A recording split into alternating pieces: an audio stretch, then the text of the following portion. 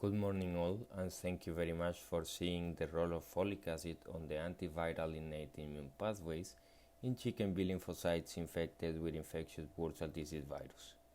For this experiment, we used a chicken B lymphocytes DT40 cell line, cells that were plated into a 24 well plates and incubated overnight.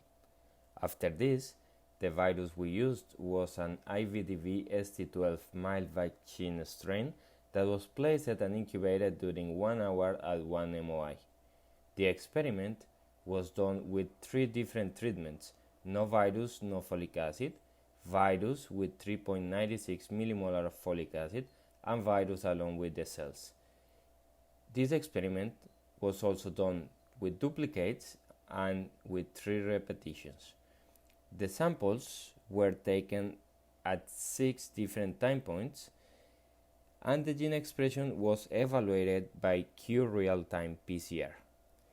Our hypothesis was that folic acid modulates the antiviral innate immune response in chicken B lymphocytes infected with infectious bursal disease virus. In this figure, we can see the virus without folic acid reach a first peak of infection at 6 hours post-infection and a second peak at 36 hours post-infection, while the folic acid delayed the first infection peak until 24 hours. However, at 36 hours post-infection, the viral cytoplasmic load was significantly reduced. The reduced folic carrier, one of the most important folic acid carriers, was significantly upregulated at 3, 12, and 24 hours post-infection, where we saw the highest cytoplasmic viral load. Therefore, we implied that IBDV V lymphocyte infection increased the folic acid use. Folic acid is known to participate in several metabolic processes that take part into the antiviral innate response in a not yet known way. The expression of Ig-beta was downregulated during the whole experiment in the virus and folic acid treatment, and significantly downregulated compared to the virus no folic acid treatment at 6 and 24 hours post-infection. In addition, Toll-like receptor 3, another parent recognition receptor, was significantly downregulated with the folic acid supplementation at 0, 3, 24, and 36 hours post-infection.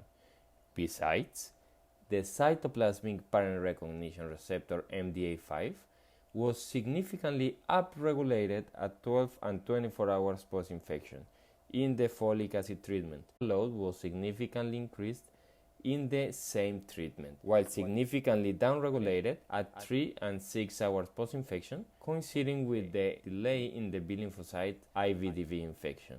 TRIF adapter molecule was significantly upregulated by folic acid supplementation from 3 hours post-infection until 24 hours post-infection. TRIF is known to be activated by the Toll-like receptor's double-strand RNA detection, leading in the interferon type 1 antiviral response. These results imply that folic acid supplementation activates the downstream antiviral pathways, delaying the infection and leading in the significant upregulation of antiviral molecules such as interferon beta that was significantly upregulated at 3, 12, and 24 hours post-infection compared to the non-folic acid treatment. In addition, the OAS antiviral molecule production was upregulated at all time points by the folic acid addition, except at 36 hours post-infection, where the cytoplasmic viral load was significantly reduced.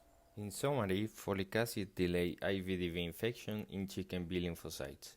Chicken B lymphocytes IBDV infected increase their metabolic use of folic acid and the cellular folic acid intake by increasing the reduced folic carrier gene expression.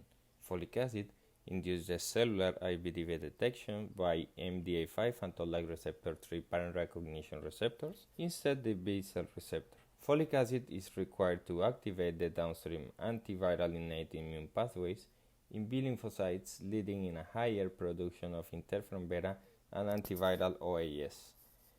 I'd like to thanks to Dr. Ahmed and Dr. Rodriguez Lecomte at the UPI, to NSERC and CPRC as well for support our research.